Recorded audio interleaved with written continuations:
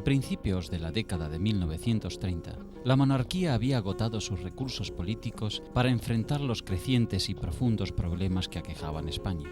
Por el gobierno habían desfilado durante décadas representantes de partidos monárquicos, una dictadura con afán de perpetuidad y otra que aspiraba a calmar enfrentamientos, pero no lograron crear un clima político favorable. Para recuperar espacios perdidos, apostó a las urnas, creyendo que una simple restauración de los modos democráticos alcanzaría para neutralizar la creciente incidencia de las protestas políticas y sociales, pero no resultó como lo había imaginado. El pueblo español no le renovaría el voto de confianza y pasaría a ser el protagonista de un hecho revolucionario. La Segunda República avanzaría a partir de entonces entre agudos ciclos de euforia y decepción, con intentos de cambios profundos y retrocesos pronunciados. Abriría las puertas a violentos antagonismos y a la peor de las catástrofes contemporáneas de la nación, la Guerra Civil.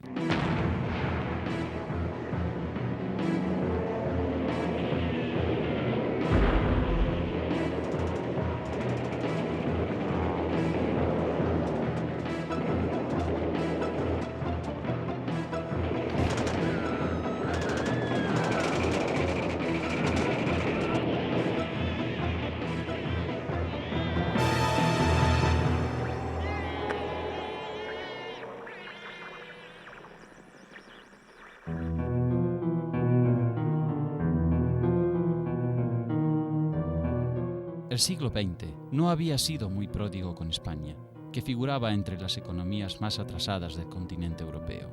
En 1930 contaba con 23,5 millones de habitantes y la mitad de su población, económicamente activa, estaba ocupada en tareas agrícolas. Su estructura social estaba caracterizada por los extremos, ricos muy ricos y pobres muy pobres, como consecuencia de las políticas excluyentes de los últimos 50 años.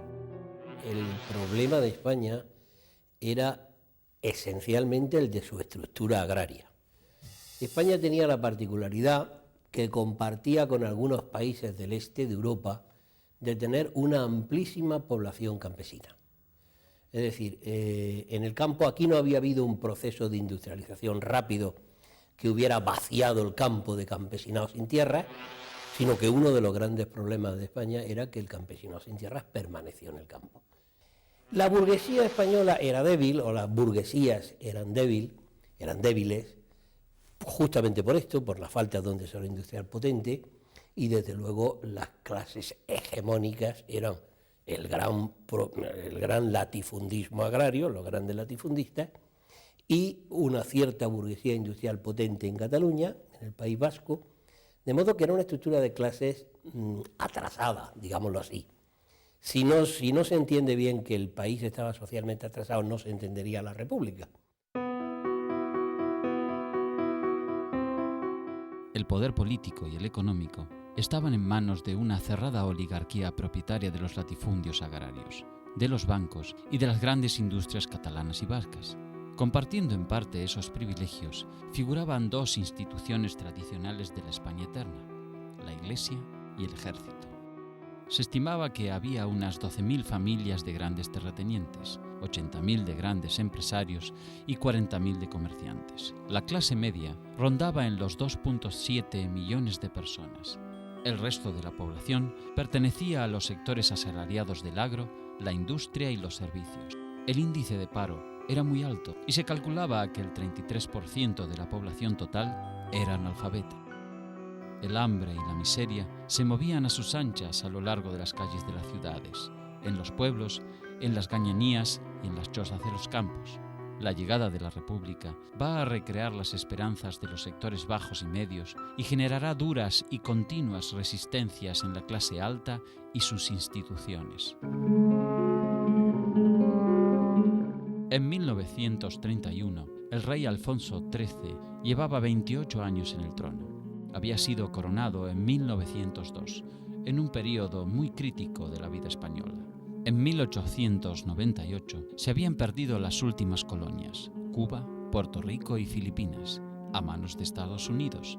La derrota perjudicó a sectores económicos, aunque otros se vieron beneficiados por la importación de capitales cubanos. En cambio, originó una gran crisis cultural con particular incidencia entre los intelectuales. Se iniciaba la industrialización y la modernización, pero sus estructuras políticas y sociales eran inadecuadas.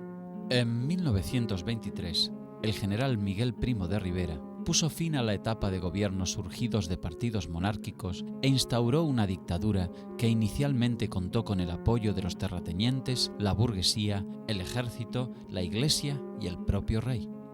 Primo de Rivera prohibió los partidos y disolvió las cortes, estableció la censura de prensa y adoptó el estado de guerra interna.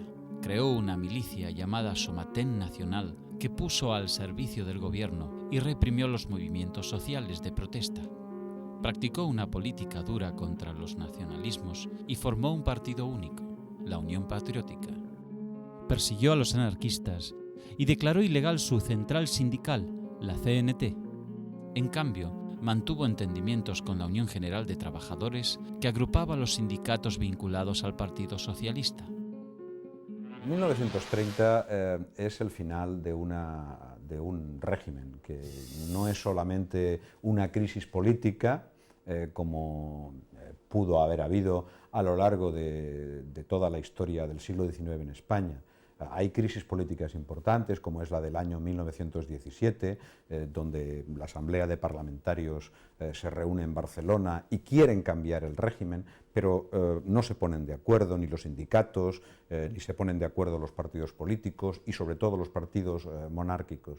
Pero realmente la crisis de 1930 es el final. Es decir, en el momento en que el rey, Alfonso XIII, pacta con los militares y se acepta la dictadura de Primo de Rivera, el régimen está acabado.